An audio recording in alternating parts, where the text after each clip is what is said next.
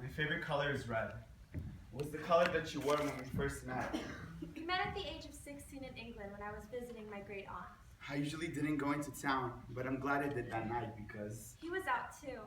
We started talking and the next thing you know I had a ring on my finger. And I turned her red dress white. We decided not to have kids yet because of the war. We didn't know the effect the war would have on us. Until the day I got drafted. Goodbye, my love. I love you. I promise to send as many letters as I can. He kept his promise. I would get a letter every week, and so would he. Being away from her was harder than taking a bullet. It was harder than spending multiple days in the trenches with no food or water. Being away from her was my battle. It's been a month, and I still have nightmares of losing him. Today, I almost stepped on a landmine. I knew that by telling her this, she would only worry herself, but she needed to know what was happening. Yesterday, a man in a black car told Mrs. Williams the news of how her husband died. Mine almost stepped on a landmine today. I don't ever want to be Mrs. Williams. She told me about Mrs. Williams. Mr. Williams and I used to be good friends, and to hear about his death is very hard for me. I knew I shouldn't have told him. It was a mistake. I don't want his sadness to affect his actions. I'm okay. I hope he's okay. I'm okay. His letter came 3 days later than usual. You can only imagine how worried I got.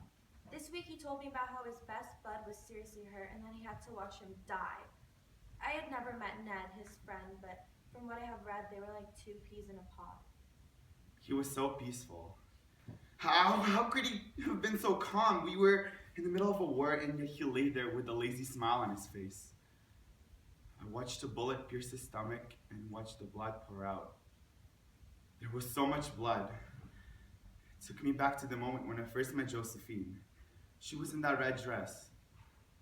I used to love that color, but now all the love has been replaced with hate. People say he's a hero for taking the bullet, but he's not. He's dead. There isn't anything left of him. Do you understand what it's like having to carry his limp body and have his blood all over me? He was so peaceful. How was he so happy to die? Philip loves this dress. I'm gonna be waiting for him in it when he comes home. I'm not sure when that will be. I miss him. I miss her. I miss him too much. I miss her too much. To the point where I can feel the To hole the in my point where I heart can feel a slowly hole in getting my bigger. heart slowly getting bigger. If he doesn't come home soon, there won't I don't be come home anything soon, there left won't of be me. anything left of me. I made sure that she knew this in the most recent letter I sent. Dear Josephine, I am lonely. Ned has taken a chunk of me with him, and I don't have anyone that I can talk to. Everyone keeps dying, but for some reason I feel like the unlucky one. They are in heaven, but I am stuck in hell. I miss you so much words can't explain. I want to come home more than anything in the world. Make me a promise, Josephine. Promise me that you won't die on me like everyone else has. You are the only thing that keeps me going. Josie, you keep me from pulling the trigger and ending it all. So don't you dare give up on me. Don't leave me. Please. I love you so much and I can't wait to see you. Please write back as soon as you can. All my love, Philip. The war has changed him. He has never once doubted our love. I can't help but think that the man that left will not be the same man returning. We got to go to church today, but it wasn't to praise God, it was to help out the hurt soldiers. I met a nurse there. What a kind lady. She reminded me of Josephine. I couldn't keep my eyes off her. She was short and strong and had curly brown hair that was just about an inch shorter than Josie's. She told me that her name was Alexandra and I thought it suited her well. Alexandra? I'm not too fond of this Alexandra. Although I'm happy that he made a friend, she's all that he seems to talk about. He used to talk about missing me, and now it's just Alexandra. Alex this, Alex that. She's probably really pretty and tall and funny and smart. She's probably better than me. You know what? If he can have an Alexandra, I can have one too. Maybe an Alexander, an Adam, or an Ashton. Dear Philip, how's Alexandra? I have also made a new friend. His name's Alexander. What a coincidence. He invited me over for dinner, and since I'm oh so lonely without you, I agreed to go. We laughed, and he was very nice to me. I really needed that. I hope everything is great where you are, including Alexandra. Josephine. Alexander? I'm not too fond of this Alexander. Although I'm happy that she made a friend, he's all that she seems to talk about.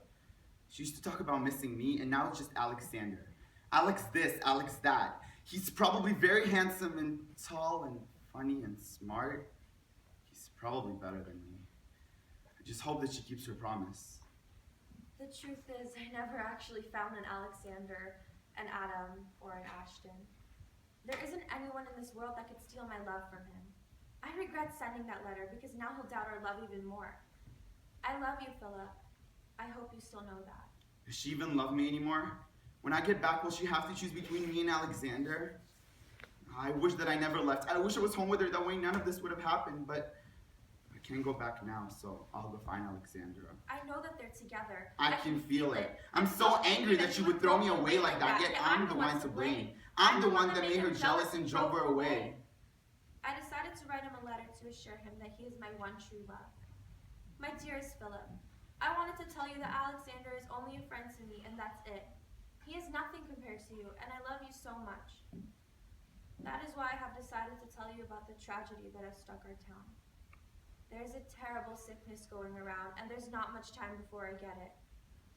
I don't know if I'll be alive when you come back, and I'm so sorry. I'm so, so sorry, Philip. I love you. Don't ever forget that.